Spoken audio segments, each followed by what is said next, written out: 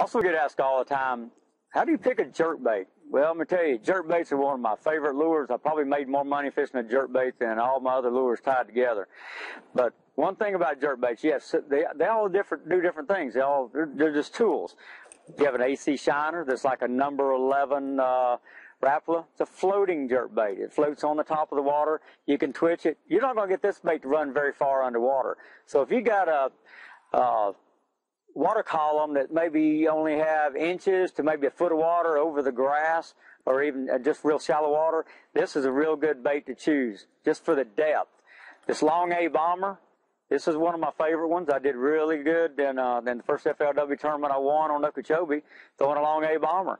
And it's a bait that you can actually get to run a little deeper. You can reel it down and jerk it, and you get this bait to run down to about 3 feet, maybe a little deeper if you use real light line.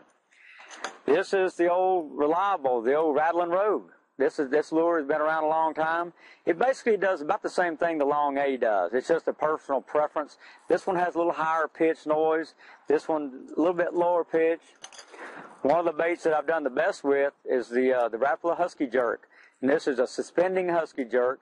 It actually suspends. All these other baits here, these float. Now, I think that Normark or Bomber makes one that actually suspends now. And but I always use these when I want one that floats up over the grass. That way I can work it up over the grass. But if I want to get one down deep and suspend it and let it sit there and work the bait, I usually go for the number 14 Husky Jerk. And for some reason, they just seem to bite that bait really good. So it's all relative to the depth of the water. If you want to go deep, use a suspending bait. If you're going shallow, use a floating bait. You basically fish them all the same way. You just twitch them down.